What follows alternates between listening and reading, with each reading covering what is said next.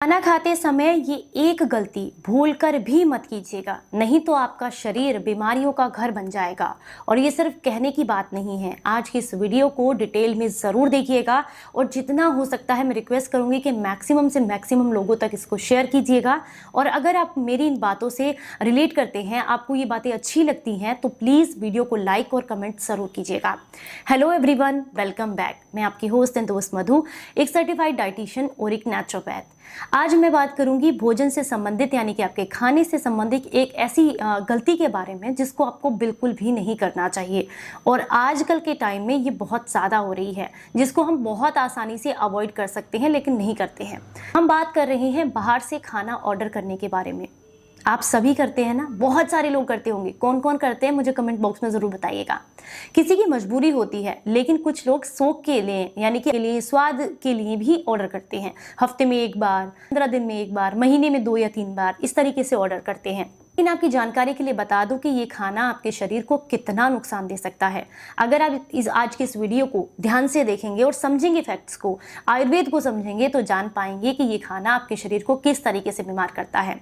दूसरा, यही गलती कई बार घर में भी हो जाती है, उसको भी आप अवॉइड कर सकते हैं। देखिए, मैं ये नहीं कहती कि आप पूरी तरीके से इसको बंद कर दीजिए, क्योंकि कई बार लोगों की मजबूरी भी होती है। जो लोग बैचलर रहते हैं वो खाना नहीं बना पाते हैं, बहुत ज़्यादा बिजी रहते हैं, या सर्विस ऐसी है जिसमें खाना नहीं बना पाते, वहां मजबूरी हो जाती है। पर कोशिश ऐसी करें कि जहां से भी आप फूड ऑर्डर करते हो वो एक आप कह सकते हैं ऐसी रसोई हो जो सात्विक तरीके से, मतलब आप कह सकते हैं कोई ढाबा, कोई रेस्टोरेंट ना हो करके कोई ऐसी होम आप कह सकते हैं जो घर से चलाती हैं लेडीज या जो भी जेंट्स घर से इस काम को करते हैं, क्योंकि वो कंपैरिजन उनके जो रेस्टोरेंट चलाते हैं काफी हाइजीनिक रखते हैं चीजों को, क्योंकि अपने घर में बनाते हैं उन सारी चीजों को। ठीक है, पहले तो ये ऑप्शन है। दूसरा ऑप्शन क्या है, अगर आप खाना बहुत ज्यादा ऑर्डर करते हैं तो देखिए, एक चीज समझना बहुत जरूरी है। आयुर्वेद कहता है कि हम जो भी खाना बनाते हैं उसे कम से कम 45 मिनट के अंदर हमें कंज्यूम कर लेना चाहिए, क्योंकि 45 मिनट के बाद उसमें इस तरह के बैक्टीरिया पनपते हैं जो हमारे गट हेल्थ के लिए बिल्कुल भी अच्छे नहीं हैं। पर हम क्या करते हैं, जो खाना हम ऑर्डर करते हैं वो कब बना है हमें पता नहीं होता, और मोस्टली टाइम तो आप कह सकते हैं पता भी होता है, क्योंकि जितने भी रेस्टोरेंट्स होते हैं या बड़े बड़े जो भी होटल्स हैं, ढाबे हैं, वहाँ वो लोग क्या करते हैं, दाल को बॉईल करके रख लेते हैं। ठीक है, मैंने भी बहुत जगह देखा है, दाल को बॉईल करके रख लिया, उनकी जब तक वो खत्म नहीं होगी उसको वो फेंकते नहीं है, क्योंकि उनको नुकसान नहीं करना है अपना। उबाल करके उसको रख लिया, जो जैसा बोलता है, जो सी दाल उसको चाहिए होती है उसी हिसाब से उसको तड़का लगा के वो दे देते हैं। तो उस दाल को बने हुए ऑलमोस्ट 10 से 12 घंटे, कई बार तो 24 घंटे भी हो जाते हैं, और वो फूड आपको डिलीवर्ड किया जाता है। दूसरा, जो ऑयल इस्तेमाल करते हैं वो बहुत ही घटिया क्वालिटी का होता है। तीसरा, जो मसाले इस्तेमाल करते हैं वो बहुत ही घटिया क्वालिटी के होते हैं। और चौथा, जब वो खाना बना रहे होते हैं उनके अंदर क्या भावना चलती है उसका इम्पैक्ट आपके खाने पर आता ही आता है। वो बहुत गुस्से में या सिर्फ अपनी सर्विस देने के लिए खाना बना रहे हैं, तो उनके द्वारा बना हुआ खाना आपके शरीर को लाभ बिल्कुल नहीं देगा, सिर्फ और सिर्फ बीमारियां देगा। आप कहीं भी आयुर्वेद की किसी भी पुस्तक को उठा के देख लीजिएगा, इनमें साफ साफ लिखा गया है कि जो भी भोजन बनाता है उसकी जो भावना होती है, जिस तरीके से, जिस एनर्जी के साथ वो उस फूड को तैयार करता है, वो पूरी एनर्जी ट्रांसफर हो जाती है भोजन के अंदर, और फिर वहां से वो ट्रांसफर होती है उस व्यक्ति के अंदर जो उसको कंज्यूम करते हैं।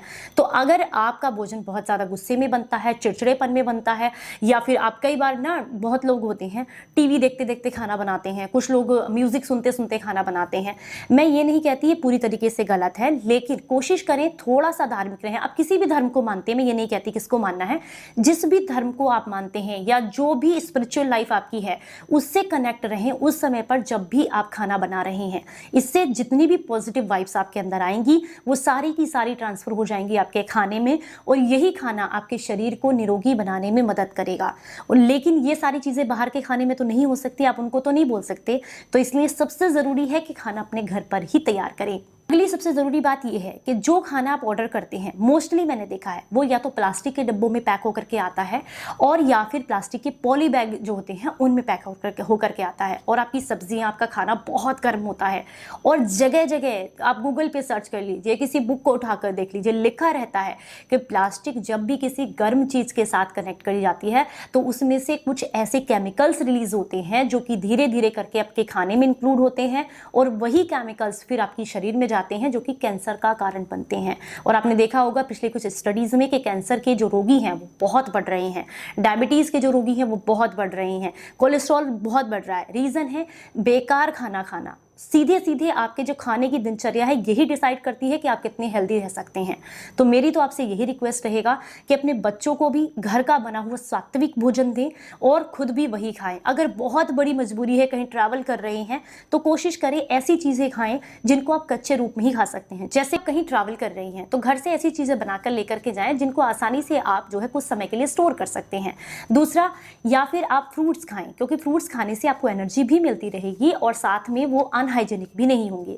तीसरा है, आप कोई सूखा नाश्ता अपने साथ ले जा सकते हैं, मखाने भून कर ले जा सकते हैं, ड्राई फ्रूट्स में कुछ भी, चने ले जा सकते हैं खिले हुए।